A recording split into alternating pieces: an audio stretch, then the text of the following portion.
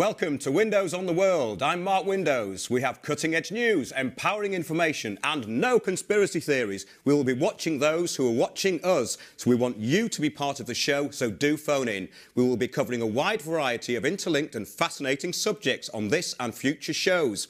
The People's Voice TV are showing G. Edward Griffin and Michael Murphy's films What on Earth Are They Spraying? And the follow-up, Why on the World Are They Spraying? The films are about a branch of geoengineering, also known as chemtrails.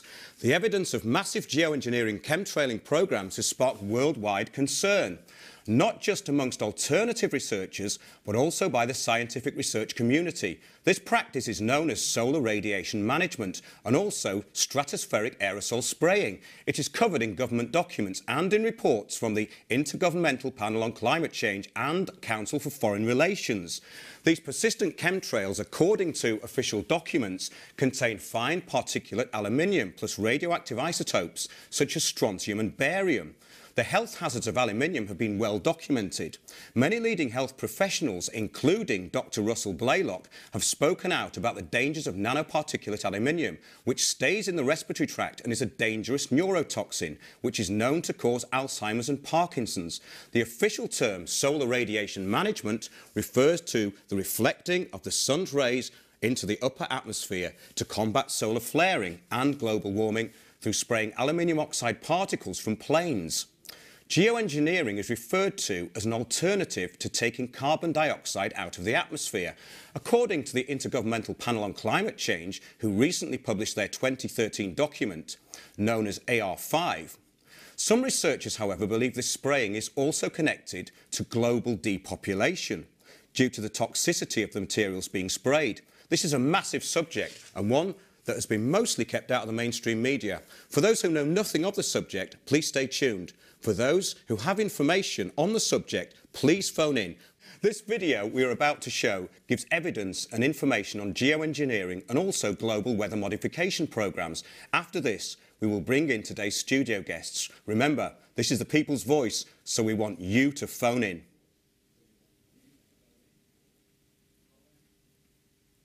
Although weather modification has been going on for the best part of a century, this phenomenon has really taken hold of our skies since the mid-90s.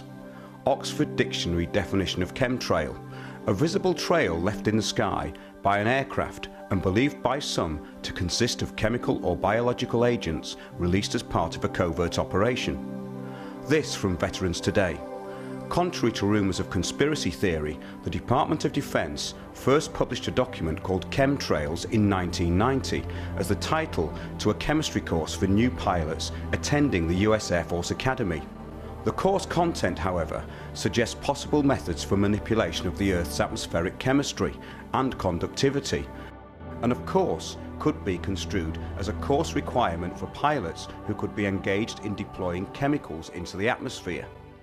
These are not contrails, which quickly evaporate, but persistent trails, which slowly spread out and leave a haze which covers the sky and particularly the path of the sun. This has led to a phenomena now called global dimming. The trails have been found to contain particulate aluminium and radioactive isotopes such as strontium and barium. There has been no mainstream disclosure of this activity, which is a worldwide phenomenon. It is especially prevalent in NATO countries. Soil samples taken in both the US and Britain reveal way over safe levels of particulate aluminium. This is not the natural aluminium formed in soil. The official reasons for this activity as a proposed and not yet officially implemented strategy is to combat climate change under the official term solar radiation management. This aspect is already in the public domain through mainstream newspapers. Plans to implement stratospheric aerosol geoengineering have been around since at least 1991, with reports of its activity beginning to surface in the mid-90s. The US Hughes aircraft patent, March 26, 1991, called Stratospheric Wells-Back Seeding for Reduction of Global Warming. Steve Hamburg, Chief Scientist for Environmental Defense Fund, EDF, and co-chair of SRMGI, said solar radiation management could be potentially risky when large-scale experiments of this technique are deployed in the real world. Solar radiation management has three essential characteristics, notes the International Risk Governance Council, IRGC. It is cheap, fast and imperfect. The World Meteorological Organization states currently there are dozens of nations operating hundreds of weather modification projects. The recent Royal Society funded Solar Radiation Management Governance Initiative, SRMGI, states under Chatham House rules, which means we know this was said but not who said it, quote, involve the general public because A, they pay for it, B, they have the power to stop it. Keep them informed on what geoengineering is for, but don't necessarily ask their permission. Citing geoengineer David Keith, the IRGC explains that by injecting 13,000 tonnes of sulfate aerosol into the stratosphere on a daily basis, they would offset the radiative effects of a doubling of atmospheric CO2 concentrations. This compares to having to remove 225 million tonnes per day of CO2 from the atmosphere for 25 years, which their own panel admits they do not know how to do. In addition to warning policymakers in its summary that chemtrails must continue, the IPCC also denies that such programs exist. Buried within Chapter 7 of their report, the IPCC simply states SRM methods are unimplemented and untested. However, the IPCC also states if SRM were terminated for any reason, there is high confidence that global surface temperatures would rise very rapidly. The Solar Radiation Management Governance stated it could be potentially risky when large-scale experiments of this technique are deployed in the real world. Another study published in July 2010 by the United States Government Accountability Office stated that not one geoengineering technique is safe and their implementation could cause more damage than the supposed catastrophe they intend to avoid. This study concluded that climate engineering technologies do not now offer a viable response to global climate change. Even Greenpeace's chief UK scientist, a staunch advocate for the case of man-made global warming, Doug Parr, has slammed attempts to geoengineer the planet as outlandish and dangerous. Geoengineering is also covered in documents available online entitled Developing an International Framework for Geoengineering by the Council for Foreign Relations. Aerosol spraying on the public is in violation of the 1978 Environmental Modification Treaty. US Environmental Protection Agency says that exposure to airborne particulate matter is an environmental health risk of global proportions.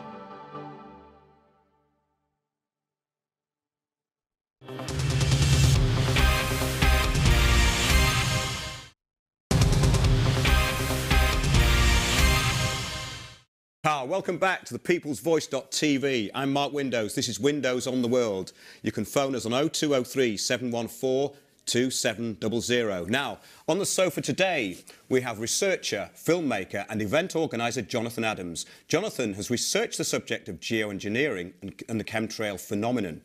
His company, Pentos Films, cover ancient history, geopolitics, esoteric knowledge and much more. Jonathan, welcome to Windows on the World.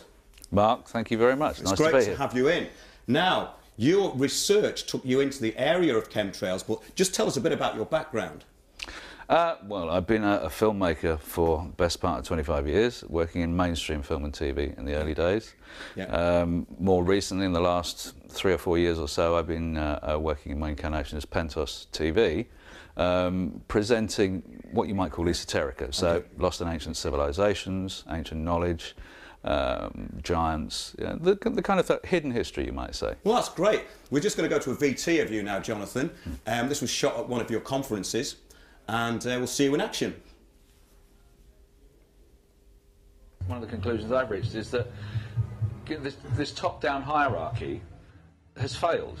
You know, in the same way that consumer capitalism has failed, it can't work. It's not sustainable. We have to think of new ways of doing things. And one of the things that we can do, and this is part and parcel of what my good friend Litmus will be talking about tonight, is to regain our own power. We've always had it, we've just forgotten that we've had it. And this is where the Freeman movement, Freeman on the Land movement, this is where Lawful Rebellion is all about, just standing up and saying, actually, no, we're not going to do it your way anymore. You've got it wrong, we're going to go. And again, you see, this is where the communication thing comes in. For the time being, we can still use the internet. They're trying very hard to squeeze us, so that's not going to be as easy as it used to be.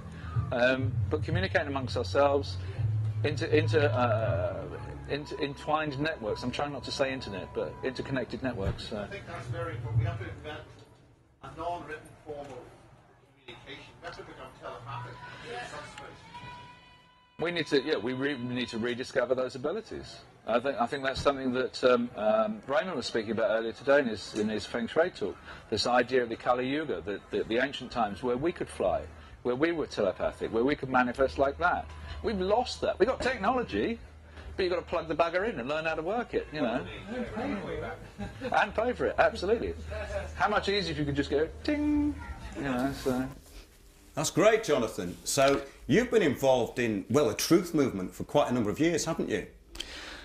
Yeah, I would say that I'm hesitant to hang names on things, but I would say yes, I've been researching beneath the surface, shall we say, for quite a long time.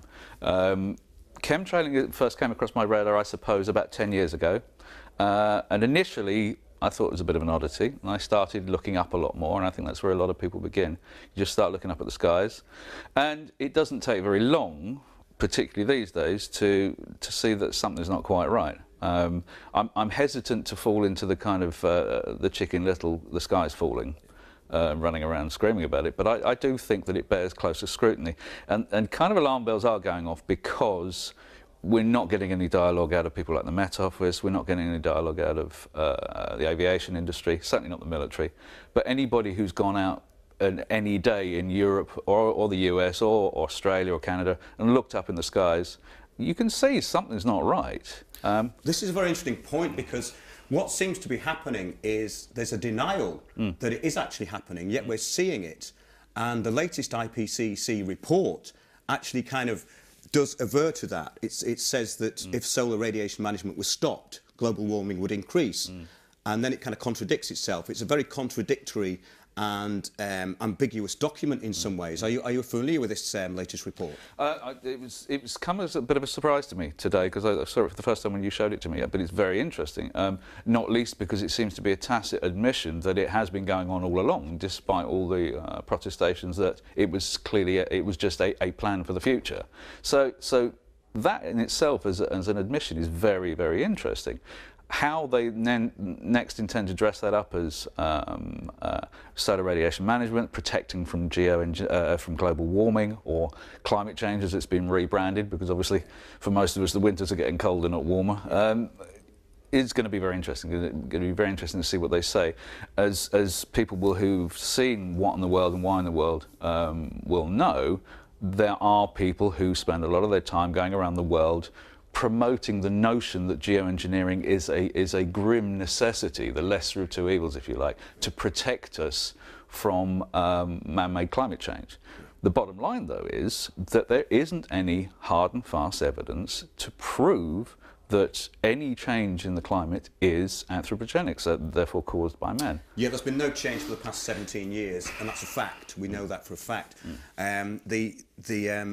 Obviously, we've got the IPCC report here, but we also know from the Climate Research Unit East Anglia that climatologists broke the law by illegally withholding information from legitimate freedom of information requests that have been filed with the Climate Research Unit. There's people who've worked for the IPCC. Mike Hume, ex-IPCC, claims, he says, claims such as 2,500 scientists have reached a consensus that human activities are having a significant influence on the climate are disingenuous. Giving the impression that the IPCC consensus means everyone agrees with everyone else is unhelpful. It doesn't reflect the uncertain exploration and sometimes contested nature of scientific knowledge. There's one from Richard Toll, John Christie. These are all ex-IPCC panellists, you know. Oh, well, indeed, and also, you know, you take somebody who was as popular from our day as ever there was as a kind of a wheel-out pundit on environmental issues, David Bellamy, who was a very widely respected environmental scientist, until he had the temerity to stand up and say, actually, no, global warming is far from being proven, and I think we need to look at it much more closely. And he was whipped off fast as you can say knife. He was summarily dismissed, basically, from the BBC, wasn't he? Absolutely, and he really didn't have any exposure again. So I think we need to look at the broader issue of programming, and I use the term in its broadest possible sense, in the sense of getting people to believe a particular set of facts that aren't necessarily supported by evidence. And when you start looking at the other, you know, corollary aspects, like, for instance, the carbon offset trading, where there's a financial benefit to be had from this whole kind of man-made climate change thing, and then also to see even something as prosaic as emission controls. The aviation industry is exempt from emission controls, and yet we're beaten over the head every day about catalytic converters for cars, about what your carbon emissions are. So there's clearly a disparity even there that bears closer scrutiny. It's quite interesting because we actually contacted the Department of Transport for a comment on basically aviation pollution. And we told them about the films, what in the world and why in the world is it spraying? And we got in touch with the lady there, and she said she'd email us back. She hasn't. We're going to give them another chance, so on the next show we'll try and chase them up for that. But they have had a week, and the lady did say she was going to send it straight away, so we don't know what's happened there. But as far as this debate about global warming, as they keep saying, the science is far from settled. We've got all the information here from the IPCC report, the 2013, which has just come out. But they seem to be openly admitting to geoengineering now.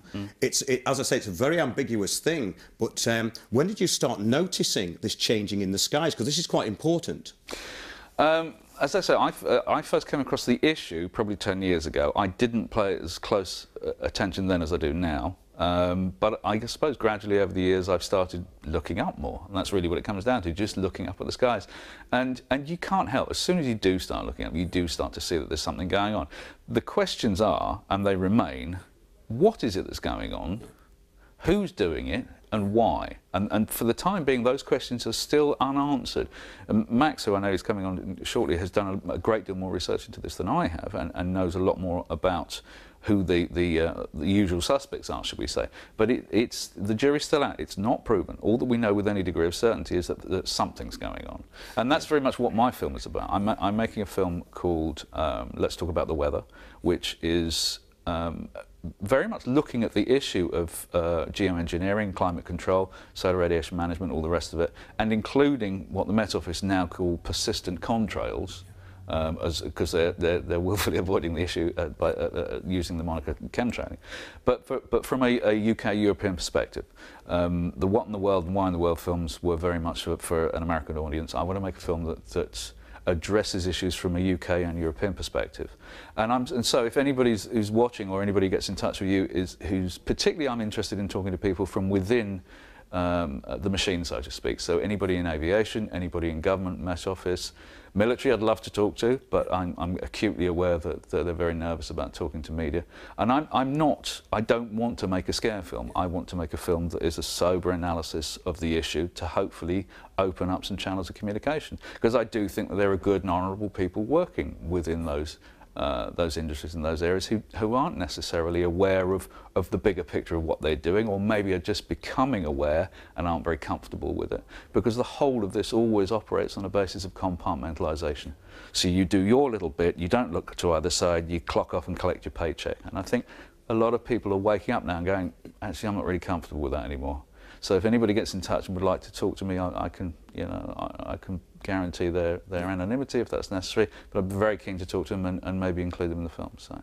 Well, absolutely. I mean, we were down at the Chemtrails Awareness Day on November the 3rd. We've got some videos coming up from that, and we did actually talk to a pilot, and he was in denial to start with. But then, when we started pointing a few things out to him, he was just very, very scared of losing his job, basically. And I think this is the problem we've got. We've got to stand up. We've got to start saying, look, this is our health, our children's health, our grandchildren's health that's going to suffer here. Spraying of aluminium in the skies, which is what is proposed and obviously in some way implemented if our assumptions are correct, which I believe they are. I mean, I'd like to hear what everybody else has got there to say about this, because if we can get people phoning in with their experience and whether they're aware of this phenomenon, because all you have to do now is look up to the skies, basically. These are called persistent contrails. They don't disappear. They spread out. They form a milky haze over the sky, and they are not contrails. So we need to at first be asking what exactly they're doing. I mean, our studies have taken us into a lot of different areas of what this is really about, from the solar radiation management side to things that are probably a little more scary in some ways. But if we start out with getting everyone to look up to the skies and asking what's going on, because we didn't get skies like this 10 years ago. No, it's perfectly true. And you know, I think there's room for all theories and all comers to come and you know, contribute to the debate. And I do want to see it as a debate. You know, the problem at the moment, it's entirely one-sided. It's only independent researchers that are looking and talking about this. And as you say, you know, it's only really under great, I would say, great pressure from the alternative scene, if you like, the alternative researchers, that the Met Office have even now given a term. They now talk about persistent contrails. And you've got to ask the question, is this an effort to explain it away so that there's no further questions asked about it? Because it doesn't take very much research to see that as an explanation for something that's been going on for quite a while. It just doesn't hold water. You know? No, because the NASA footage actually was shown quite recently, saying that these persistent contrails were actually blocking a lot of the sunlight out. I mean, there is an estimate of 20% global dimming. Loss of sunlight. Yes, yeah. Global dimming. The global dimming phenomenon, which you can look up on Wikipedia, it's all there. It's happening. Well, interestingly, I mean, as a corollary to that, they've kicked certainly the UK and Western European solar market into the ditch, because you know, people are investing all this money in solar panels on the roof and there's no sunshine, you know, or so little as to make it hardly worth doing. So yes, it's an issue, it's real and it's happening. And even if it's only a question of saying, well, actually, you know, you need to be subject to emission controls so that you're not chugging out particulates into the skies over heavily populated areas, that's a good place to start. Yeah. And, you know, and even if you're a pilot or an aviation worker working, you know, on jetliners that are chucking all this crap out into the sky, let's have a conversation about that at least. Yeah. Yeah. Well, we'd love you to phone in if you know anything about this phenomenon, or you've been researching it, or you're new to it and are sceptical. It's 0203 714 2700. And we're waiting for your calls. This is Windows on the World. I've got Jonathan Adams with me, and we're talking about geoengineering, or the phenomenon called chemtrails. Now, Jonathan, I've found that the people are at first in slight denial about this, and when it's pointed out to them and they start looking, they can train their eyes, can't they, to actually what's going on. And I think that's a very important thing. Well, again, you know, it's simply a case of looking up. Most people lead busy lives, and if you do look up, it's a glance and you're getting on with what you're doing. But if you do get time and you see a plane going overhead, just spend 5 or 10 minutes, sit down and just watch. Because if it's an ordinary contrail, the vapor trail behind it, and these only form above 10,000 feet anyway.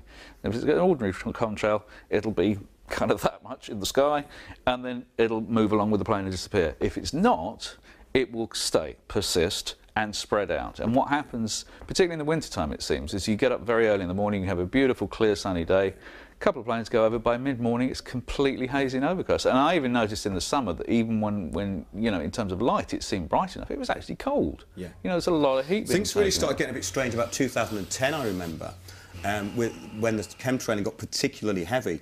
You can see it when they start about 5 o'clock in the morning, and then it starts spreading out. But there was this strange phenomenon, I don't know whether you noticed in like 2010, it was getting very cold about 5 o'clock in the evening, even though it was midsummer.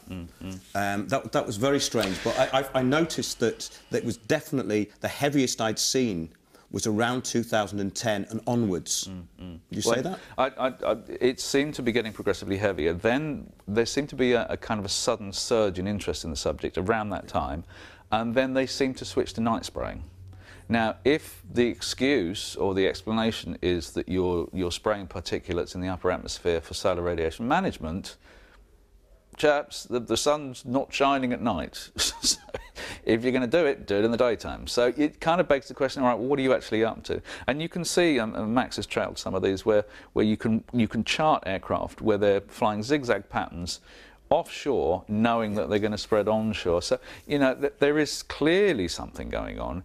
As I say, it looks very much as though the next stage, on the back of what the document you showed me today, the next stage is to explain it away as, well, we've had to do this to save you all.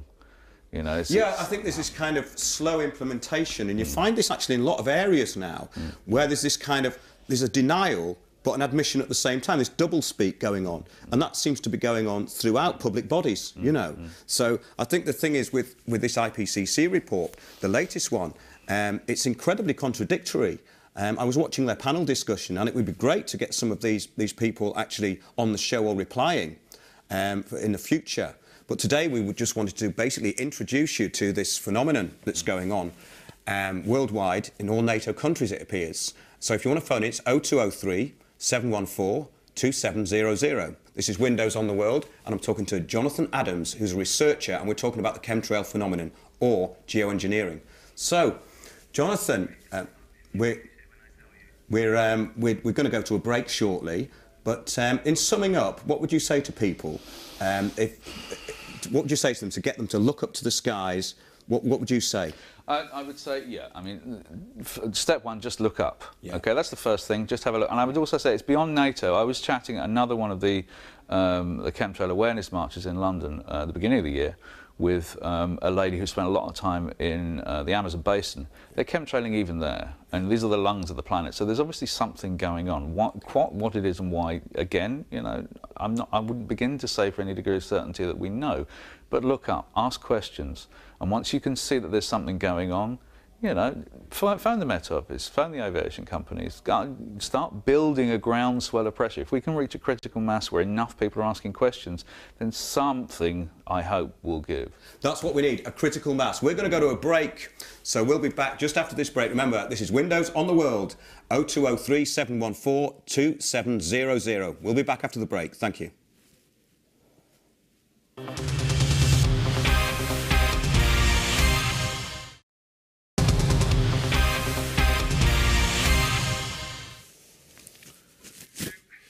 Welcome back to Windows on the World. This is our first video interview from the Geoengineering Chemtrails Awareness Day in Whitehall, London, on November the 3rd.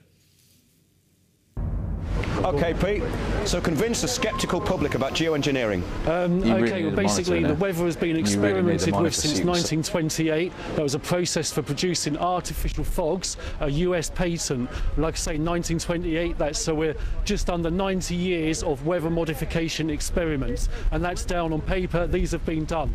Now, through the 1950s, for example, the RAF was accused of creating the Lynmouth flood. That was in 1953, as I say, and there's about 12 or 13 people died in that situation, and it's known that RAF created that flood. So I mean, that was classed again as an experimentation. What we see since 1995 in America, 1998 in Britain, is a general weather modification program. Do you think it was happening before 1995? Only in the experimentation form, in that sense, you know, or let's say in a warfare form. For example, Mussolini sprayed Ethiopia in 1936 as part of the Second World War, build up to that, if you like. You know, so I mean, Haile Selassie, the Emperor of Ethiopia, he reported planes going over and leaving up to 19 trails over his land. You know, he described in 1936 what we're talking about nowadays, you know, exactly the same thing. We're doing it to everybody now. Yeah, exactly. I mean, that's basically it. You know, with regard to the weather modification, if people look at a film called Summer Rain, that was made in 1998 in Brighton, England, you can see chemtrails in that. You know, so it's like, it's up to people to, you know, when they look at information, is don't just look at the actors, look at the skies and stuff. That's a very interesting point. I've heard this off several people, and people really need to do that and look at films that are 10, 15 years old, and see how the skies have actually changed. Exactly. Because even on council documents, they're actually putting chemtrails into the photographs, so people get used to it. All sorts of companies do it nowadays, you know. And the thing is, like you say, old family photographs, anything like that, that really, you look for the 1970s, there's a lot of disinformation out there, especially about persistent contrails. 20-year-olds might not know any difference, but the people who are older, let's say 35 or older, they are going to know that this is just not normal, you know, what we see. And again, you know, it's the same thing, you know, people have to just kind of remember, wake up, remember what you used to see, remember what we used to do, and stop falling for the lie that's about nowadays, because there is a lot of information. In kids' films, they have, in the backdrops in kid films, they have chemtrails. You know, it's a real deep agenda. And the thing is now as well, nowadays, the elite like to tell you what's going on via the internet and via direct sources. They can tell you through their own programmers, if you like, whereas 20 or 30 years ago that was told to you through the media. You know, it's the only way you got that agenda, sort of thing. You know, so now the information is out there. There's no excuses for people. There is no excuse now. We have the power. We do have the power indeed,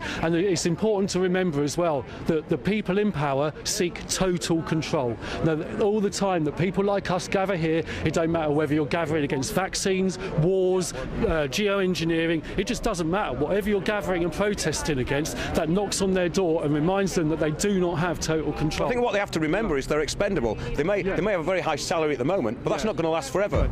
Your job isn't going to be there in 5 years' time. No. Maybe we're not going to be here in 5 years' time. Yeah, it could be with what's going on in Fukushima this month, or it could be highly likely, eh? You know, but you know, that's the situation is, and that's why we know they're just playing a game. All they need to do is last 4 years, implement whatever. They get their 100,000 a year, you know, and they come out with it with the money. They've got their property. They're already on top, you know. So it's like that's all they have to do, and people, all they need to do is almost blag people for 4 years. Easy. You know, I mean, it's just, you know, keep the machine rolling, you know. But again, you know, the difference is now we're waking people up to such an extent that an event like today, whether we give out 5,000 flyers, let's say if 1,000 people actually look into that, then what does that snowball into? You know, I mean, and that's what we keep having to do on the grassroots level. Yeah, go for, you know, talk to the politicians, talk to journalists, everything else, do that usual stuff, but just keep talking to people and just keep waking people up to what's going on. You were talking to a pilot earlier, weren't you? What was his take on it? Okay, the pilot was a very interesting situation. Firstly, he was speaking, it's a conspiracy theory. We corrected him with to conspiracy fact. You know, he was very distant to even admitting that he knew what it was in the sense of he saw it happening and stuff. I spoke to him about a few things. He was refusing to take information, but we spoke to him about the US patents from the 1920s, stuff like that. He started switching on. Spoke to him about pilots that have put videos on YouTube where you can clearly see the air hostesses, etc., the cabin crew going, oh my God, that was close, you know, that sort of thing. He started switching on again, and then as he walked off, he did take information off me, which was he was refusing information before, but he did take information. I did approach him up the road after we'd got away from here, and I offered him to do an anonymous video with me. He didn't want to be on camera, but you did an excellent job there, because I watched it. Yeah, and he refused that basically, but at the end of it, he basically cracked from the pressure, and all he could say was, I'm scared of losing my job, I'm scared of losing my job. So really, he was very defensive, blah, blah, blah, for about 3/4 of it, but in the end, he was just, all he could say to us was, it's not worth my job, it's not worth my job. Is it worth his health, though? That's the thing, I did mention that to him. I even brought up the new thing of aerotoxic syndrome, and how they're probably telling them that that's about, you know, when really it's the geoengineering, etc. And, you know, he hadn't even heard of it. He clearly looked surprised, and I don't know what the hell that is that you're talking about, mate. You know, well, you put him into shock, and now he can start thinking about it, hopefully. So I think hopefully he will go away. You know, I mean, his partner looks very interested. The fact is, I mean, he has got a research list now. He has got information. So, you know, hopefully it's just going to trigger it off in him. You know, maybe he'll talk to someone in his tea break about it, something like that, you know. But again, we've had Prince, the artist formerly known as Prince, spoke out in 2009. A couple of politicians, Sweden, Venezuela, spoke out in 2011. And that's about where we are. You know, it's until one of these people actually gets, you know, grows a pair, for want of a better word, you know, and says like, okay, I'm going on the front of the newspapers and saying this is going on. You know, all we can do is grassroots awareness, really. And just well, I'm glad you've grown a pair, Pete. Do you want to show us your? I've got my UK Skywatch T-shirt on.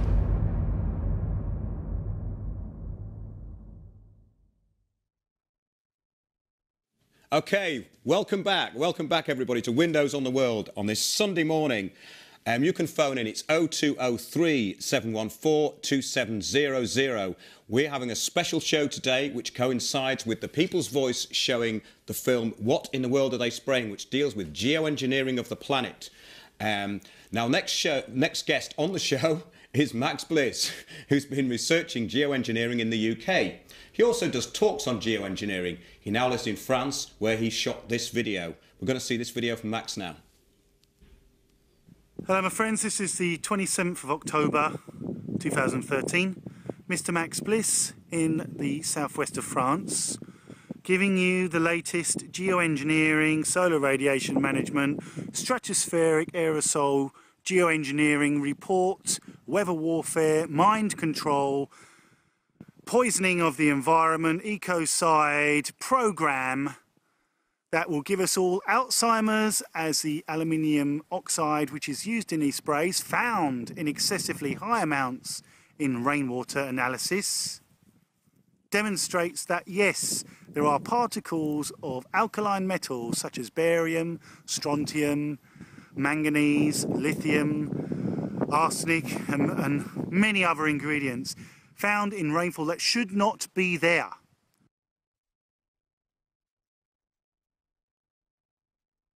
Video, and you're making some very strong statements there. You've been researching this for a number of years. Can you tell us how you got into this area? I think the main reason I got into chemtrails, looking at geoengineering, is because I went to live in the south of France, where into a region where they have a record high of number of sunshine hours, and it's a particularly beautiful area. It's very rural. There's no pollution. So I would call it a sort of beautiful place to be, a pristine place.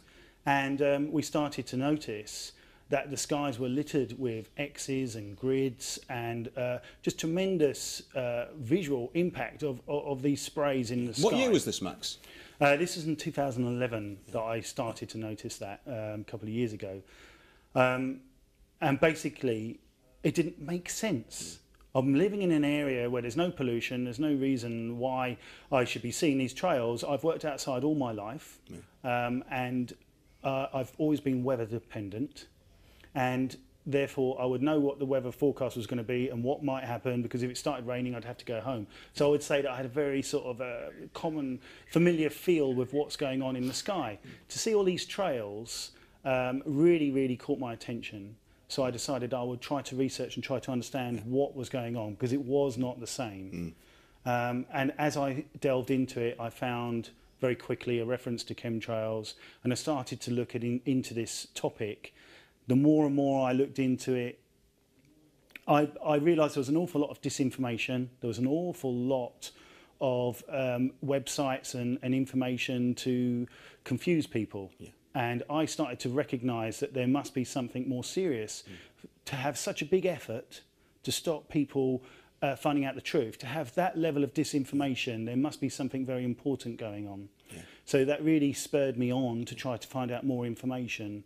I did understand a little bit about the woodpecker in Russia, which is an antenna array at Chernobyl, which was used. I was taught about this at a lecture when I was in the army for mind control.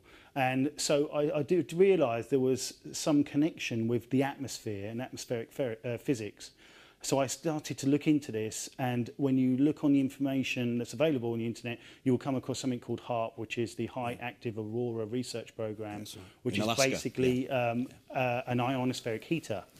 Well, I found out that they've been using radars to heat up the atmosphere and interact with the particles in the atmosphere, the electrons, since the 50s. So, and they knew about it at the turn of the last century. I think that's a very important point, that weather modification and this type of technology is not new, is it? Not at all. In fact, most governments have been desperately trying to find out how to control the weather for centuries. You know, it's been a very long-term desire to control the weather for military aspects mostly. And basically, the more I delved into it, the more I realised there's a tremendous amount of information, and I wanted to find out reliable information, verifiable information. So really, there's a very long history of interacting with the weather. For military purposes. Well, there's a document owning the weather by 2025, yeah? Yeah, that's right. That came out in 1996, and that goes into great detail, actually, about how they will modify and control the weather and own the weather. There's also an extension to that, which is about a total surveillance system, where these particles that are going into the atmosphere, they're spraying, will be used as part of a huge global surveillance system, because the nanotechnology that This is getting onto a very interesting area, which Clifford Carnicom has really done a lot of research on. And this thing is, with this subject, it's vast. What we'd like to do today, I think, is just keep it fairly simple for the viewers, because I'm sure there's people out there who are well aware of what's going on, with this geoengineering programme. But for those of you who aren't, we just want to introduce you to the subject. So if you can phone in, it's 0203 714 2700. Now, Max, so you've done an incredible amount of research in a short time, haven't you? Yeah, I must admit that it's taken over my life. I've taken time out of my life, and I've got a lot of things I would like to be getting on with. You know, I haven't just taken on an obsession or anything like this. I literally have become aware of various levels of information that make me realise this is possibly the most important issue that most people are not talking about. Yeah. And therefore, I mean, it's quite simple. When you start to publicise it, like I've done with my YouTube channel, basically, you will come across the point where they say these are condensation trails. Yeah. Now, London, I grew up in Brighton. I worked in my younger years around, as a builder, around the south of England, which is underneath the air corridors, the busiest air corridors in the world, servicing London Gatwick and London Heathrow. Yeah. So in my earlier years when I was working outside, as I said earlier, I was weather dependent. I'd always been watching the skies. You never saw this, did you? Never That's saw great, trails Max. ever in the We're going to sky. go to our first caller now, who's called Sam Bright from Norfolk. Are you there, Sam? Yes, hello, Mark. Hi, Sam. How are you? Good, and you? I'm very well. So you've got something to say to us about geoengineering today? Yes, yes. I've installed the Flight Radar 24 and been watching the sky for a while, and I did actually go to the first two geoengineering rallies at Richmond Square and Kensington Temple. Yeah. And I do agree with Jonathan. It seems the trails are timed when people are least likely to notice them. Yeah. But there definitely is something going on. I think people should install and watch on Flight Radar 24. Yes, I've heard about that, and that can give you all the flight paths that are going on all over the world. So, what have your findings been? What's your take on it? Do you think there's this covert operation going on? Well, the question is why? What is being hidden? Why is it being sprayed? I've come to two conclusions having watched it. Yeah. One of them is that the trails are toxic, and that the test results I saw from a scientist from Manchester University called Simon showed that the levels of aluminium, barium and so on, this was printed out from the university, were about 5 to 20 times the safe level for people to have in their blood. That's very interesting that you mentioned that, and we were going to bring that up on the show today about soil samples. So you actually know people who've taken soil samples and had them analysed, and is this from your area?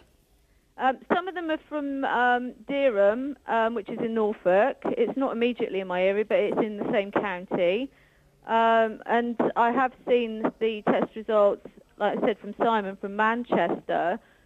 And I've also spoken to people from the RAF who've said, yes, we agree that there are chemtrails, but not all of them are chemtrails. And the other question that arises is, you know, is this a subsidiary outcome that they're not really concerned about, that we're getting poisoned by these chemtrails, or you know, is it actually going on because they're trying to hide something by putting up the chemtrail cover to do with aircraft activity and the number of satellites to spy on us? That's another question. I think there are probably, there may be several agendas going on. I mean, if you start researching this, you will actually find it takes you in a lot of different areas, just like Max has been saying.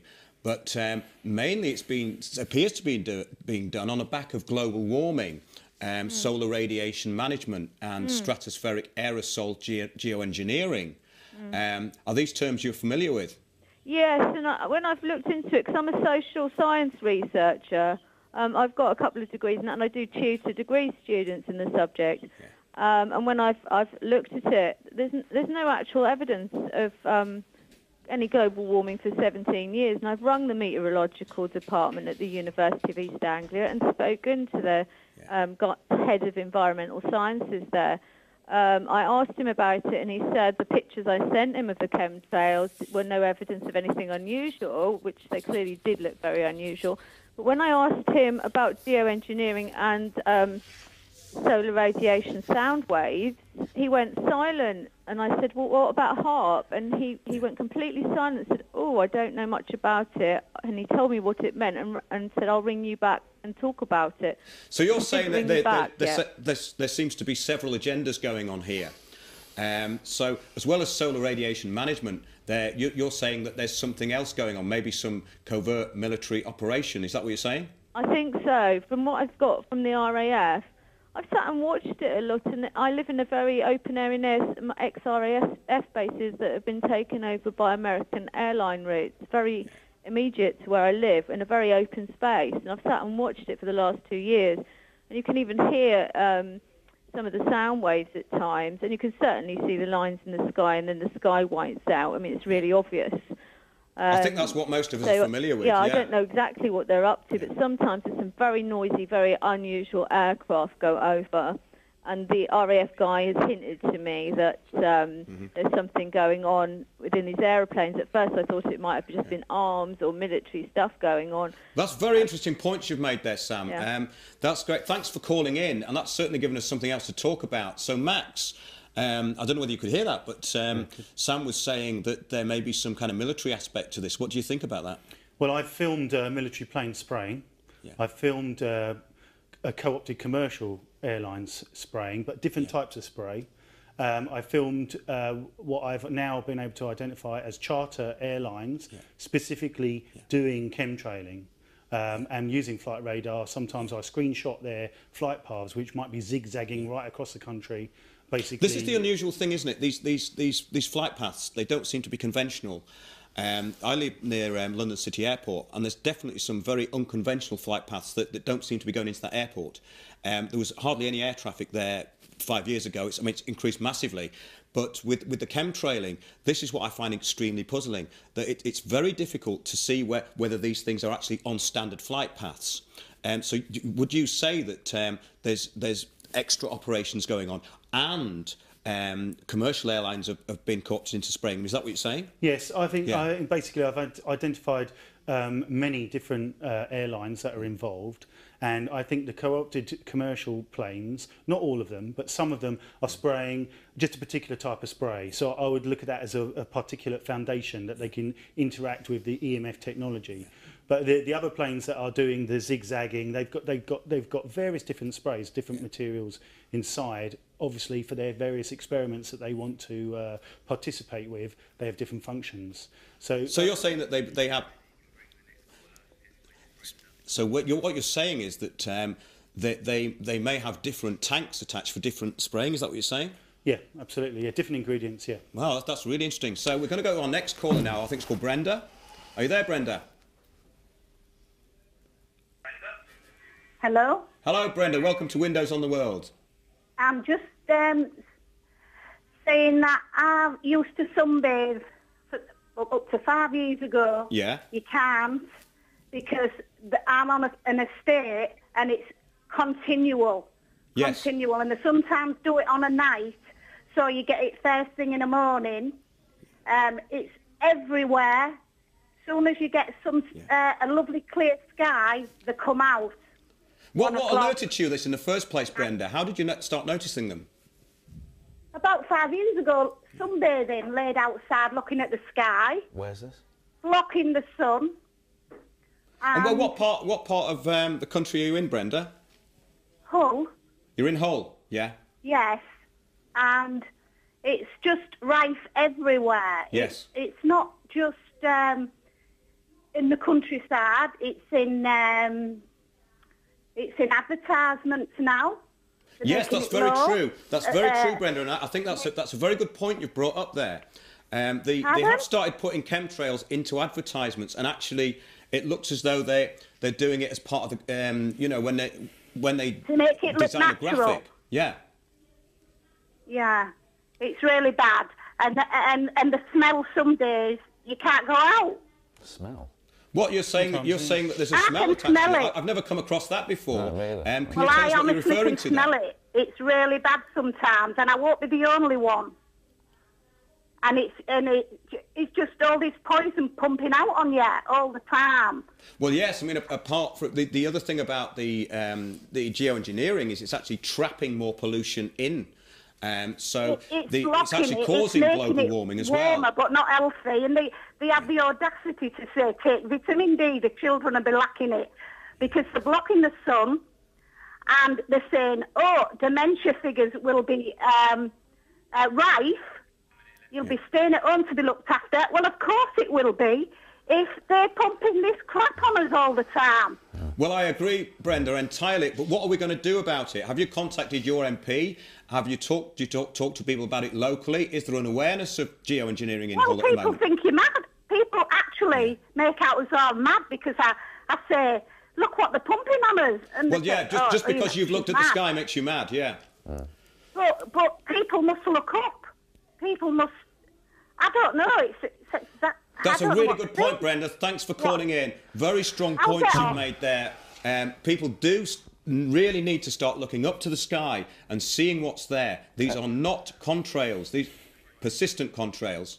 Can I say, Matt, it's also about breaking this programming of being our own police. Yeah. We are trained to police ourselves. You know, we fear and revile the heretic. Anybody who steps outside of the programming and suggests, as Brenda just says, that there's something not right. We're conditioned to all know, and this starts as early as in schools, you know, where conformity is rewarded and any kind of individualism is punished. And absolutely, so, Jonathan, that's a very good points there, and please do phone in. We're going to go to a break. It's 0203 714 2700. This is Windows on the World. Please phone in.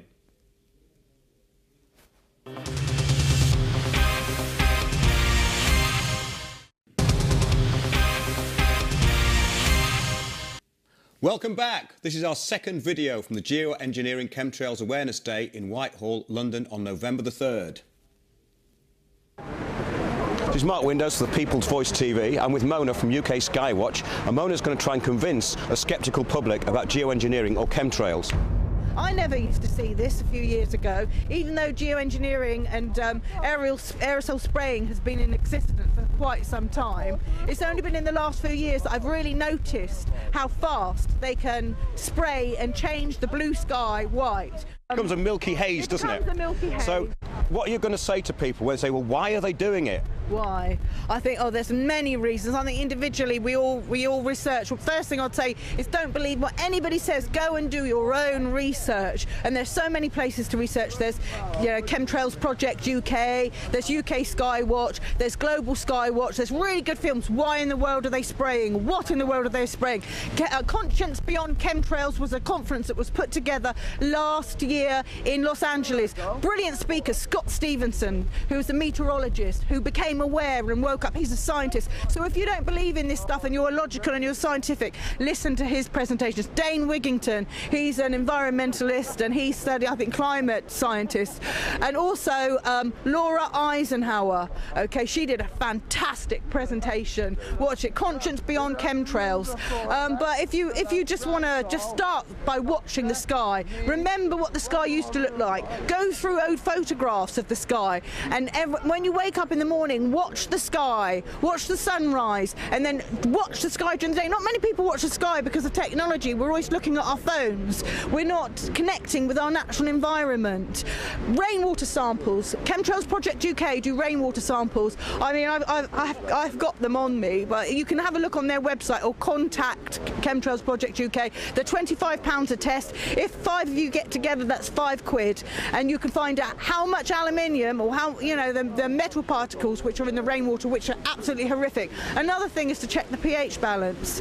Now, this is something that's escalated in the last few years, and I ask, why are they doing it? Well, I think, for me personally, from a lot of research, for myself, because everybody has to go on their own journey, and for me, it is about breaking down our ecosystem, masking us, stopping us from evolving, stopping us from reaching a certain level of consciousness. That's for me personally, but we're all on our own separate journeys.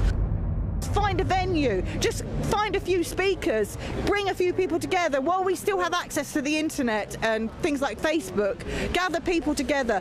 If if you live in a village, get a few people together, connect through Facebook, raise days where you're all going to meet up. It's really important to meet people in person and share that energy. The internet's fantastic, but we all need to be communicating in person, and that's why we're here today, and that's why we're going to keep doing this, even if there's just a handful of us. We will be keeping on doing this until we raise enough awareness. Thanks, Mona, that was brilliant. Thank you, Mark. That's Mona from UK Skywatch on the peoplesvoice.tv. That was great. Our next guest on the show is Mona Norman, who organises events for UK Skywatch and is also featured in that last video there. So, Mona, welcome to Windows on the World.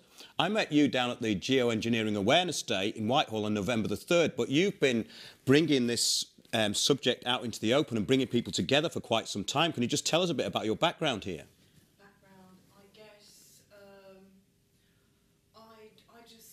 Got to a point, photography. Photography brought me into the subject of chemtrailing, noticing the skies change, realising there's something not quite right. And I have a friend who set up Chemtrails Project UK, Olga Raffa, and along with Alex Longman. And she introduced me to the subject of chemtrails, and it just sunk in straight away. It didn't take much for me to make sense of it. Sometimes you have sort of like little signs going back. If you just look back through time and things just fall into place and make sense. And that was one thing. When she explained to me about chemtrails, I just went off and I started to do my own research. And we had September 2011, I think it was the sky was a complete grid. And it was quite overwhelming to experience it. This was in London, looking up and being under a grid. And I made a promise to myself that I was going to do everything I could, no matter how little it would be, to try to make a difference. And that's when I set about putting on a conference in West London. And I did a little research. I found Mr. Max Bliss. I looked at people that were actually actively getting involved, coherently carrying a message and raising awareness. And Max Bliss was one person, Ben Dodds, another guy, and Alan Potter. And I just had total trust in what I was doing. And you know, once I made that decision, everything else came into place. People went out of their way to help me set up this project. So we put the conference on, which was wonderful, just bringing people together in person. And in that room, there was so much information and knowledge that was shared. And so that was the first conference. And I was inspired by what happened in Los Angeles in the August before that, which was the Conscience Beyond Chemtrails. Yeah. I thought, well, they can do it. We can all do this. Conscience Beyond Chemtrails. We can all do this. Yeah. And then since then, we got Max over again in April, and we decided to do a tour. Instead of just putting a conference on in London, we'll take this on tour. We'll take it to towns and cities. You did that in Max's van, London. didn't you? Yeah, we did, yeah. In Max's Chuggaboom van, Yeah. so we got maximum attention. I think that's the thing, though, about this subject. I think once you see that the sky is being completely covered and we've been potentially poisoned to death, then you have to start taking some action. And I think that's what happened, especially with you, Max, wasn't it? And obviously with you, Mona. Well, it rubs, everything else I was doing was rubbing against me the wrong way. Something just didn't feel right. I was making a film about my local community, which at the time I wanted to do for the right reason, but I just couldn't focus on what I was doing because there was something, it wasn't what I was meant to be doing. Yeah. And since then I put that down and I'm doing this. And you're focused now with this. Yeah. Totally focused. This is, we're going to go to our next caller now, Mona. Right thing for the right reason. Yes, we'll carry on with this. This is a great chat. Our next caller is Vivian from Lincoln. Vivian, are you there? Vivian from Lincoln. Okay. Vivian, hello. Welcome to Windows on the World. Okay, we're trying to get Vivian back. So, Mona, before I rudely interrupted you for our caller, just what were you saying? Well, I would say, if I'd give the opportunity for anybody, if whatever you do, just have the opportunity to get people together, to raise awareness, to make flyers, to gather people together, talk to your family, talk to your friends, every opportunity, you know, and we can all make a difference. If we just talk to 2 or 3 people a day and raise awareness and send them on a journey so that they can do the same thing, then very we're important point you difference. just made there, because I've found this, that even people I've met in the street, even neighbours, I've started to talk to them about it and they go, yeah, you're right. and then they start to get it, because it doesn't really take much to get it, does it? I think there's also there's another component to this, which is that a lot of people's first line of defence when they first come to issues like this is that, oh, well, they wouldn't do that, would they? And of course, you've only really got to start, even a cursory glance at history will see that they absolutely will do that. There's documented evidence available that the Ministry of Defence sprayed people up and down Norfolk throughout the 1950s and 60s. Yeah. You've got the stuff where they did the Lynmouth spray, which is arguably what caused the flood. In 1952, where 35 people drowned, and they kept that quiet for 50 years. And I think what we need to acknowledge is that in certainly in military terms, you know, they don't need a reason, they only need a method. You know, if they can do it, they're damn straight going to have a go. I think a very important point is also this is a big financial industry. And there's a lot of people have got a lot of money invested in this. Oh, well, the short stocks, the stock chart. And the whole of it as a business, weather as a business. Because weather is being traded as a commodity on the international stock market. Absolutely. People need to know that as well, don't they? And then if you factor in the carbon offset trading as well, and you know, if there's money to be made in it, that's reason enough. And the potential for biotech, where GMOs will be the only food that will survive, as the saturation level hits a tipping point, where they're continually spraying. They've been spraying now for at least since the mid-90s, incrementally increasing the amount they're spraying to the levels today, which are basically, we are heading towards a tipping point where the massive research into aluminium-tolerant GMOs will mean they're in position to monopolise the food supply market. Exactly, and this is what we know, is that there's aluminium-resistant seeds actually being formulated. For trees, for food, everything you can think of. So it's total control of the world's food supply and poisoning of the population. You factor in that, and then you also look at a few years ago, the Gates Foundation sunk a massive amount of money into a seed bank in the permafrost in Antarctica. Norway, and there are more than one of them. That's right. So they've squirreled away all the safe seeds that are non-GM, so they know that they're safe somewhere that doesn't require electricity in the permafrost. Then they proceed to go about creating an environment, a commercial environment, where that they can, and you know, you've only got to look at the way in which free market capitalism works, which is to its ultimate aim is perpetual growth, perpetual profit, and the best way to do that is to end up being the only game in town. And if you're the only people growing stuff, the only people capable of selling it, then you are going to win. In those terms, what they don't see, of course, is the longer range, which is actually they're going to suffer just as much as everybody else they're doing it to. Yeah, but they're very prepared for what they're doing. That's the other thing you have to understand, that the people, a common question people will say, well, they wouldn't spray themselves. You know, it's kind of a bit of a tired argument that now, isn't it? When we realise how insane a lot of the people actually are, and the insanity of corporations, basically, because it's really about financial gain and control. Well, it comes back to that whole thing about compartmentalisation, which you see in the military, you see in government, you see in corporations, where, you know, you get your fat paycheck and your nice car and your 6 weeks holiday. All you've got to do is do that. Don't look over there. Just do that and everything will be fine. That's right. Only the guys right at the top that can see. Actually, Humans you're going to be just as dead as everybody else. We're going to go to our next caller now. It's Denny in Essex. Hello. Hello, Denny. Hello, can you hear me? I can. Welcome to Windows on the World. Thank you. Doing a great job. Well, it's very nice of you to say so. So you're aware of geoengineering then, yeah? Absolutely. Yeah. Absolutely. It was something I saw first in 2009, and then I think it was like Max said earlier, it completely changed my life. My life took a completely different course from then on. And, of course, it woke me up to many, many other things as well. And the whole covertness of worldwide operations. Absolutely. So, I mean, you're aware of this. What do you find is the uptake when you talk to people about it? Do you find that that most of them are receptive, or would you say that a large percentage don't believe you? What would you say that was? What it's been is a learning curve for me, and that I'm now more able to talk to people rather than freak out on people about it. So that's been really important, actually. I think that's a very important point you make, Denny, because once you get a certain amount of this information, you can start to sound like a lunatic, because you'll go too quickly.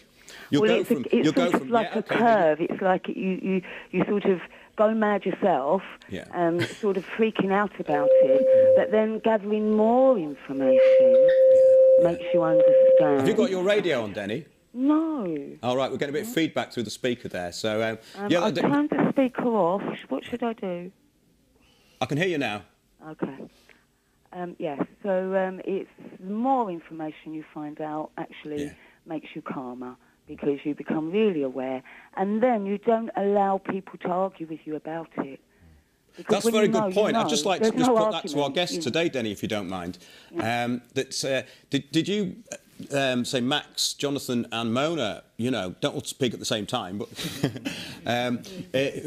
did you find that basically when you can introduce the subject kind of slowly, but if you go too quickly with things, you are referred to as a lunatic? Exactly. Yeah. But sometimes it works to just sort of whip it in and then walk away. Whip it in and walk away? Yeah, but the government... That's your motto. Well, you are speaking from Essex, Denny.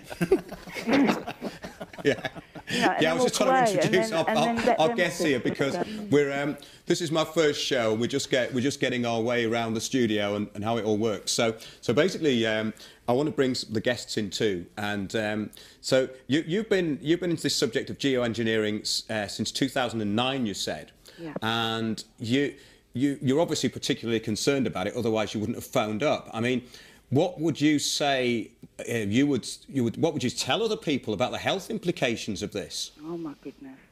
Well, people need to actually address it so that they can start addressing their diets, their habits, many things like, well, don't expose yourself to too much rain, for one. Okay. You know, it's very, very simple answers really to that. Now, a lot of people talk about colloidal silver. Oh, do you know anything about that? I do. Colloidal silver is very good for viruses, but I would say to get rid of the particulates and fibres that are coming from the fallout of the chemtrails or within the rain, etc., it's better to go for something like diatomaceous earth, which actually manages to strip out the heavy metals from the body. Or I think it's called bentonite clay, which I've only just purchased myself, but I've just seen. Sorry, we're just going to go to our guests and bring them in, Denny. So Max and Mona, you were aware of this, were you? Yes. Aware of what actions we can take to try and cleanse our bodies. Yeah. You can take chlorella and spirulina, which is seaweed derivatives. Yeah. That basically what we're looking at is chelating metals from our system. Yes. And so there are precautions you can take to try to remove the fibres and the metals, which everyone should start to look into and see what they can. Even as simple foods like parsley and garlic will help purify the blood, and they will help you. We should be aware that we need to take precautions, and you can. So at least there are some steps we can take to help. It's a very good point if we can share this information about the health aspect of this, because obviously, aluminium is an extremely toxic, and if we're being sprayed with it, we're not being told we're being sprayed with it, but all this has been actually in mainstream newspapers. For instance, the Daily Mail reported that huge mirrors may be put in the sky to reflect the sun. What they meant by huge mirrors is actually the spraying of aluminium, particulate aluminium, into the upper atmosphere. So this is a massive subject and one that we can't cover in whole today, but we are going to come back to. So, Denny, are you still there? Yeah. So, we've just been talking about the health implications. And do you find that this detoxifying works? Do you feel any better? Because I know a lot of people have been complaining about many different... Sorry? Absolutely it does. I've been taking diatomaceous earth for about a year now, and when I don't take it, I get all foggy-brained again. And when I do take it, I feel quite bright and ready to go. But there's one more important thing that I want to add before I leave. The technology is far beyond chemtrails now. They have rockets to disperse this material in the upper atmosphere. They have what's called little portable machines called Taurus molecular. I think it's 65. If you type Taurus molecular cloud, anybody, into YouTube, I'm familiar with that, Denny. Yeah, I'm familiar with that, and you can see that on YouTube. Cloud making machine. Taurus molecular cloud. See how they create clouds. Thanks for your call, Denny. We're going to go to Vivian next. Our next caller is Vivian. Are you there, Vivian? Okay, well... Hello? Hello, Vivian. Oh, yes. Oh, at last. You've been waiting to get through for quite some time. Yeah. I have. Yes, Vivian, where are you calling from? Lincoln. You're calling from Lincoln? Yep. Okay, so what have you got to say to us today? Well, I'm just very curious and worried about this situation. Yeah. So much so that I've got an allotment, and it was about 4 years ago I noticed these streams of clouds and the colours in them, rainbow colours, and I thought, well, I have never seen that in my life. And so I've been curious ever since, and it's got really bad. So I actually phoned up Waddington Airfield, and they said they'd get back to me, but they didn't. I think this is we're finding that this with quite a few government departments that people say they'll get back to you and they don't. Yeah. I think a lot of them don't have the information. I mean, it's like if you ask the Home Office for certain information, you will get a standard response. Yeah. Because that's all the people in the office know about. Again, it's the compartmentalisation. Yeah. And nobody knows anything about it. Yeah. So how do you wait? I really wanted. The biggest issue is that when you mention it, as people have said, they look at you as if you're a bit crazy. Yeah. And I have had an NDE in 1969.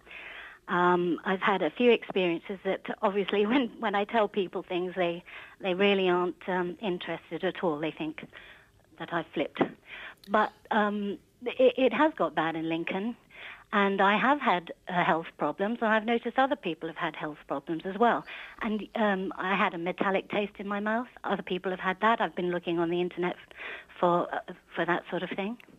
Yeah, I think that what we have to do is maybe appeal to people's kind of selfishness, basically. Once it affects them, then they might get interested. So. Yep.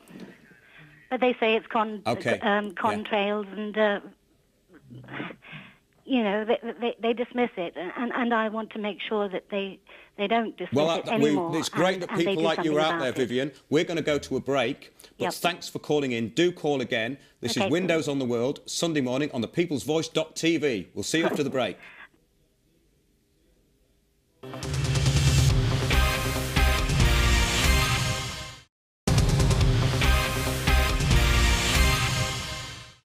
Welcome back. Here's another video we shot at the Chemtrails Awareness Day at Whitehall. I'm Lorraine Suringer from South Wales, and I came because I feel that passionate about what's going on, and I really want to try and raise awareness and get people to contact their MPs and try and get this stopped, because... Well, it's interesting that you're from South Wales, because I drove down the M4 once and I saw the pattern of the trails being sprayed across the sun. Exactly. And South Wales was terrible. It was worse than London. My whole camera, I've got thousands of photographs. I sent them all off to my MP, Peter Hain, on a disc, and all the other evidence and information I've gathered, and he's supposed to be looking into it. I haven't heard back from him yet. These people are meant to be serving us. So what do you think about that? Well, I think it's a shambles. The first time I contacted him, he sent me a standard Department of Transport fact sheet saying that these are just contrails, and they will persist under certain conditions. So he nearly said persistent contrails, but not quite. Fact sheet, yeah. But when for the next year, I took photographs at all different times of day, all different times of year, and in all different types of weather, to show that no matter what the conditions, they will happen. And I've sent that off to him now, and to me it's evidence. I've got pictures of him starting the spraying. I've got then screenshots and flight radar to show they're not even on the radar, these planes. So what would you say to your MP now, if he was watching this? I'm saying I'm waiting for a response from you. You're supposed to be representing the people. I've been posting a lot of information and videos and photographs on his own. He's got a Facebook page called Neath Voice, which is for the people to voice their opinions and views, and a lot of people are aware. Our skies in Neath are absolutely plastered. It's particularly bad in Wales, and I drive up the M4 a lot as well, and you can see it. It's covered from one end to the other, and well, a lot of people are noticing it now, and I think it's about time they come out of the closet and they actually admitted what's going on. It's available if you research online in government documents. You can find the information, but a lot of people don't think to do that, so it's not in the mainstream media as yet. I teach. I'm a supply teacher, so I go around all the schools. Every science teacher I speak to say they don't even believe in the global warming myth.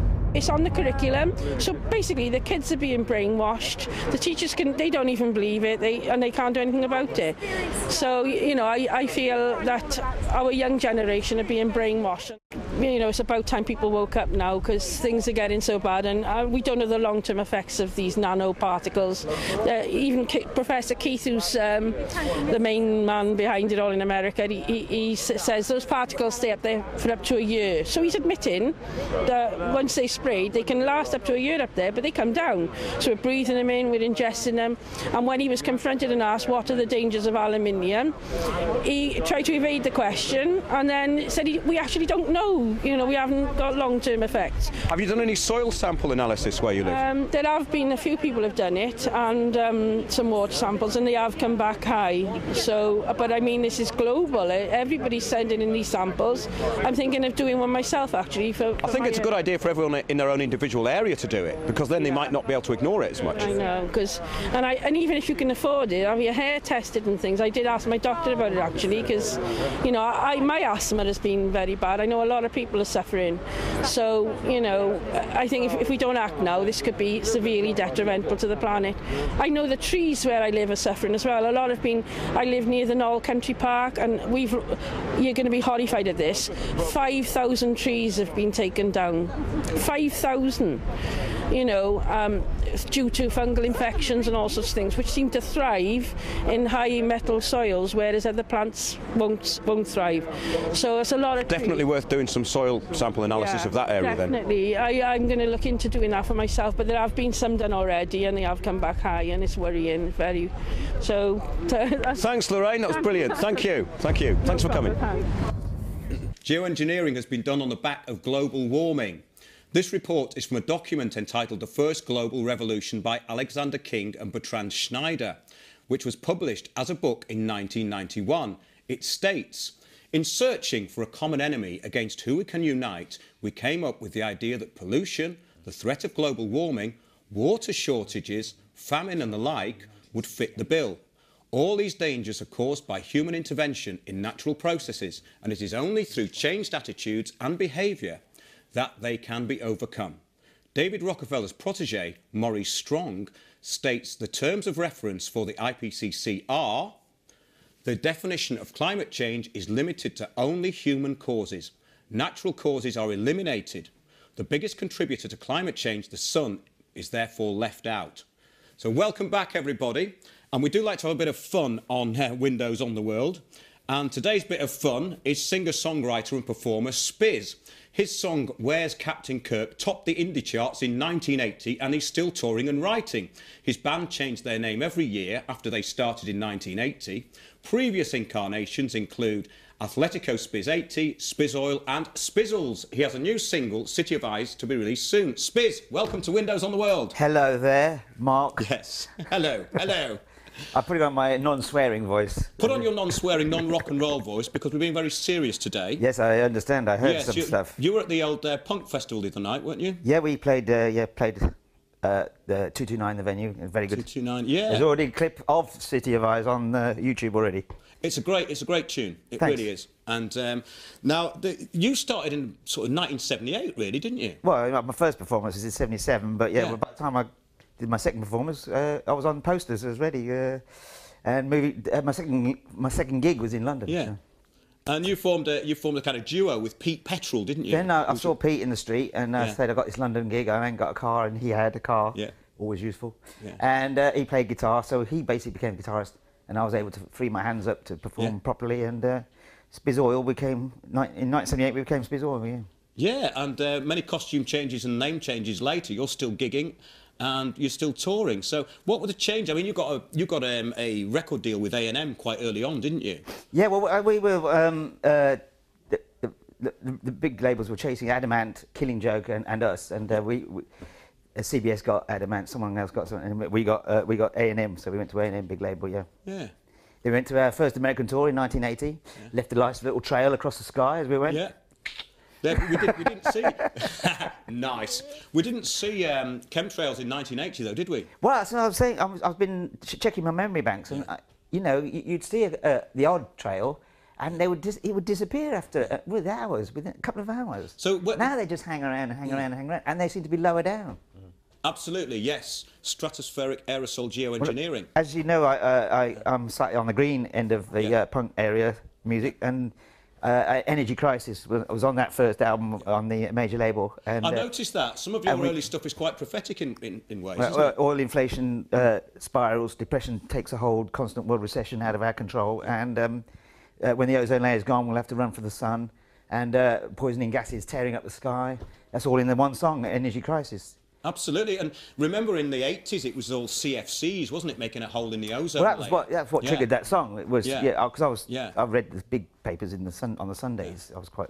I mean, it was probably due to your hairspray that the ozone layer was depleted. No, I'm not big. I wasn't a big user of hairspray. I'm more of a gel, and actually I don't use gel anymore. I use welcome to Hair Watch, because I got some, and I actually use conditioner. Yeah, it's descending into trivia, ladies and gentlemen. But that's just, we do have to have a little bit of a break from the seriousness sometimes. Well, we went crossed over there nicely. We crossed over nicely. We did a nice little segue there, didn't we?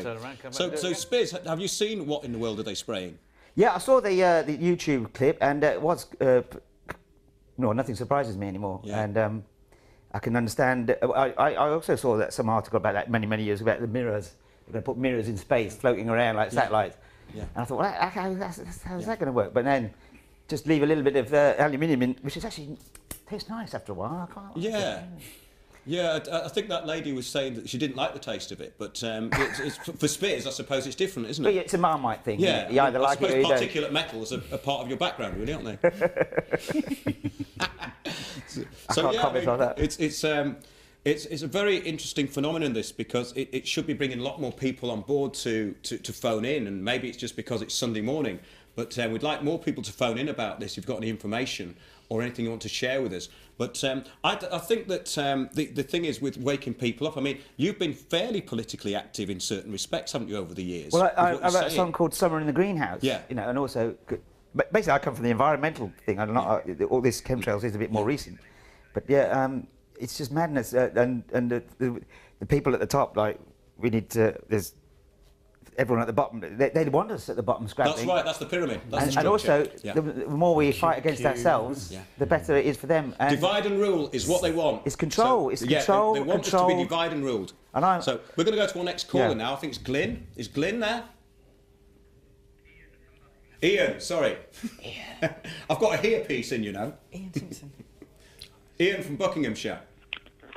Mark, hello there. Hi. Great show, by the way. Hi, great. That's great. This is the first Windows on the world ever, so welcome. Welcome, Ian. What have you got to say to us?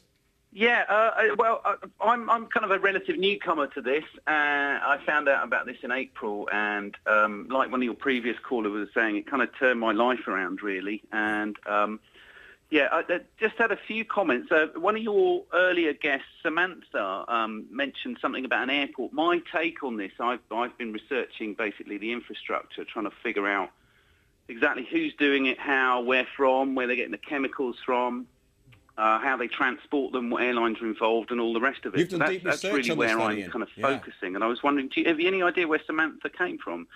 Phoned from? I think she's in Norfolk. We'll check later on. The guys in the gallery will know that. Yeah, but also Denny as well had a really good point. She was like, about managing the whole process, how you deal with it with people. Can you hear me clearly? I can hear you, yes. Okay, yeah. I've launched my own website now, basically. It's called look-up.org.uk, and it's literally just got online yesterday, and it's still, we're still trying to sort the menus out and everything. Okay, but there's an article on there which I felt very much the same way, because I went a bit crazy. I went through that whole kind of bell curve, when you first find out about this, and went a bit mad and went around screaming about it, and then you kind of come out of it the other side, and you're able to sort of process that information sensibly and calmly to other people. That's what we have to do. But the article's called Coping with the Knowledge, and it describes that whole process, basically. Yeah. Well, that's what we have to do. We have to put this out there and not alarm people too much, because at the opposite end of the scale, from the beginning, it's very, very alarming. The more you learn about geoengineering, the more you study it, It is, yeah. And the problem we face is that, you know, it's so scary that people can just switch off. I mean, my own parents are incapable of talking about it. They just cannot cope with the information at all. And every time I bring it up, it's like, oh, look, there's a squirrel in the garden. You know, it's that kind of attitude. You know, not everybody's like that. But one other point I wanted to make very quickly was one of the things we do on the website is we give advice on how to protect yourself. I don't know anything about alternative therapies, really. So, you know, that's not really my field. But one thing we have discovered, and there's more, but I won't give it all to you now because I know your time's limited. One of the primary things they're spraying is barium, and barium removes sodium from your body, obviously, which is salt. So keep an eye on your salt intake, because salt deficiency, sodium deficiency, is very similar to barium toxicity. Yeah, that's and a very there's good an point, article Ian. on that whole subject, basically, That's on the a very website. good point, Ian. So, Thanks for calling in. And this is one thing we're experiencing across the country, basically. People are going to their GPs with confusion and lethargy and stuff like that, and it's a very common problem. Yes, thanks very much for calling in, Ian. We're going to go to our next caller now, Olga. Is Olga there? Hello. This is Olga from Chemtrails UK. Olga, are you there? Yes, I am here. I appear to have a bit of a delay, but I'll just listen to you on the phone. Okay. That's fine, Olga. We're all suffering from a bit of delay here today because it's Sunday and the People's Voice has been on air, well, nearly a week now, and everyone's absolutely exhausted. Simon in the gallery is doing a brilliant job, and the peoplesvoice.tv is going strong. So, Olga, what have you got to say to us today? Yeah, well, first of all, fantastic show. Lovely to see everyone there. Mona, Max, Jonathan, Spiz, I think his name is, and yourself. Well done. Beautiful show. And myself, yeah. But, yeah, I just want to, you know, plug Chemtrails Project UK because we had written the directive to ban geoengineering a few years ago, and we've just done an update, which is really accessible and readable now. I've seen that, Olga. And I've read through it, and I had the original directive, which was on my website, landofthefree.co.uk, and it's been really, really tightened up, and it's very strong now. So, yeah, I definitely recommend people look at that.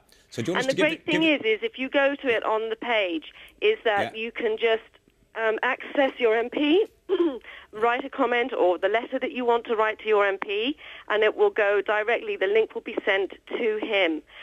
We also encourage people to actually download it, which we will put a PDF file up on it, to read it, share it with everyone in your community, and also get a petition that we have as well signed. And, you know, that's one thing. It's like a box that needs to be ticked. We obviously have gotten denial back from the governments, but with enough people pressure, you know, we can demand them to investigate and address this as a real issue, which we will not let go. That's very well said, Olga.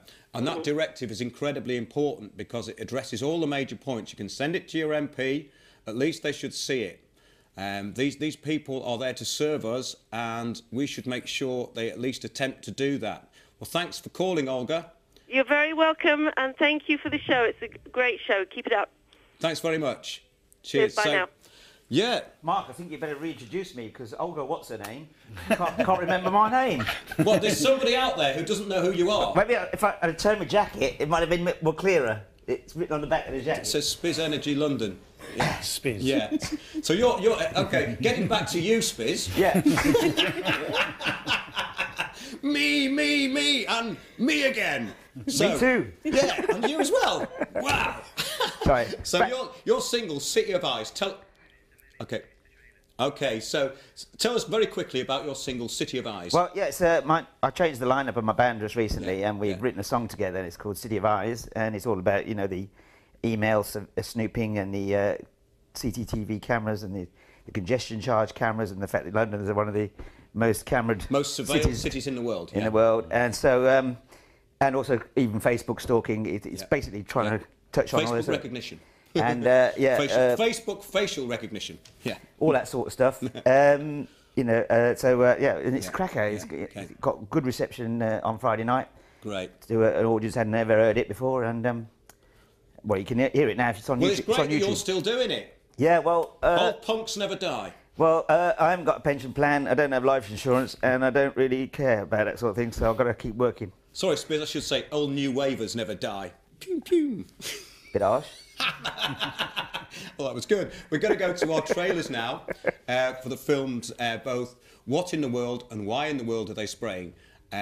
So earlier on, the People's Voice TV showed What in the World Are They Spraying? And if you haven't seen that documentary, it is on YouTube. These are the trailers for What in the World Are They Spraying? And the follow-up, Why in the World Are They Spraying? Imagine a world with natural clouds, clean air, clean water, and natural food. What happened? If you love your family, if you love your children, if you love our planet, it's time to get involved. This August, be part of the awakening and part of the solution. Why in the world are they spraying? A closer look into one of the many agendas associated with chemtrail geoengineering programs. Premiering and streaming live August 18th at the 3-day event, Consciousness Beyond Chemtrails Conference and Fundraiser in Los Angeles. For more info, go to www.cbclive2012.com. Order your copy today at www.whyintheworldaretheyspraying.com. And if you control the weather, you're going to control the planet. It's that simple.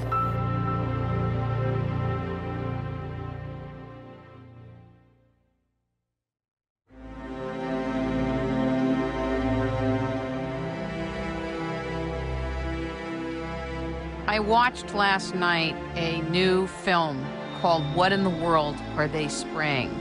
By G. Edward Griffin, Michael Murphy, and Paul Wittenberger. And I have to tell you, it was the most devastating, disturbing thing I have seen in a long time. And what struck me as shocking is the response from our elected officials who had no interest, very few had any interest. People are so in their heads about this, and all you got to do is go outside because they spray every day. If you get a chance, try Googling, what in the world are they spraying? In that sequence, what in the world are they spraying? We're talking about geoengineering.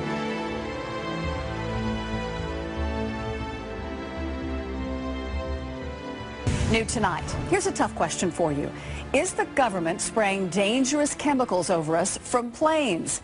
Some people believe there's a sinister top-secret mission that's making us sick. It's a story that has thousands of people talking tonight. I think being skeptical is a good thing. Some think we're being poisoned by planes spraying chemicals called chemtrails. But is there any truth to this? I think that after this segment, we're going to have a lot of folks watching the skies a lot closer, probably going on YouTube to find your post. And I would encourage folks to look up, whether you believe it or not, What in the World Are They Spraying? It's a great documentary if you've never seen it.